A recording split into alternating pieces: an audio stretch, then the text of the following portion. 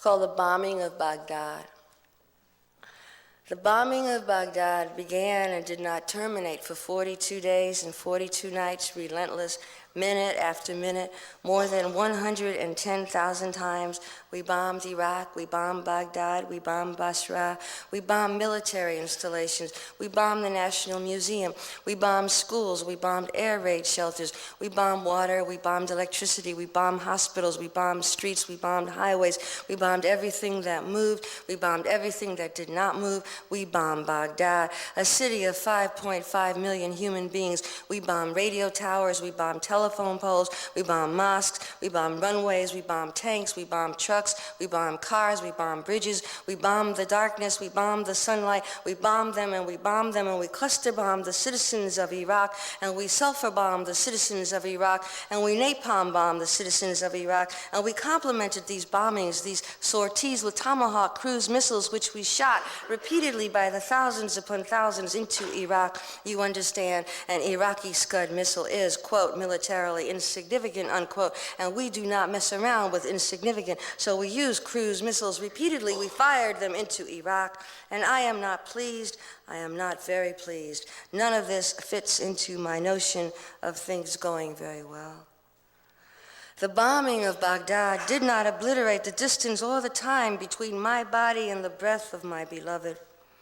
This was Custer's next to last stand. I hear Crazy Horse singing as he dies. I dedicate myself to learn that song. I hear that music in the moaning of the Arab world.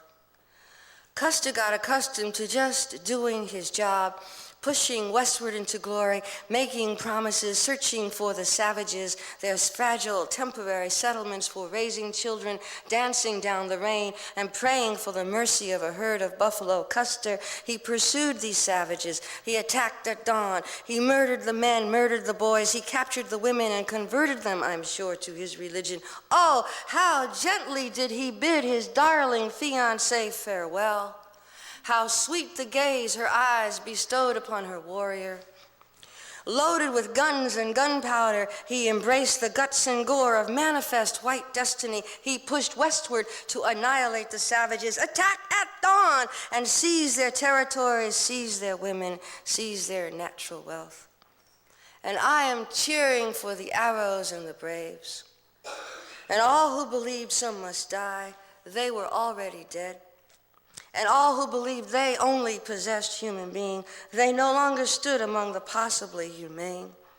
And all who believed that retaliation, revenge, defense, and attack derived from God-given prerogatives of white men. And all who believe that waging war is anything besides terrorist activity in the first place and in the last. And all who believe that F-15s, F-16s, Apache helicopters, B-52 bombers, smart bombs, dumb bombs, napalm, artillery, battleships, nuclear warheads amount to anything other than terrorist tools of a terrorist undertaking. And all who believed that Holocaust means something that happens only to white people.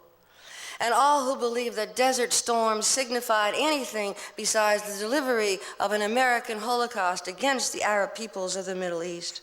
All who believed these things, they were already dead. They no longer stood among the possibly humane. And this is for Crazy Horse singing as he dies, because I live inside his grave. And this is for the victims of the bombing of Baghdad, because the enemy traveled from my house to blast your homeland into pieces of children and pieces of sand. And in the aftermath of carnage perpetrated in my name, how should I dare to offer you my hand? How shall I negotiate the implications of my shame? My heart cannot confront this death without relief.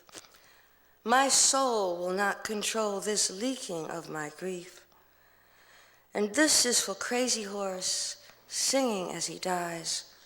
And here is my song of the living, who must sing against the dying, sing to join the living with the dead.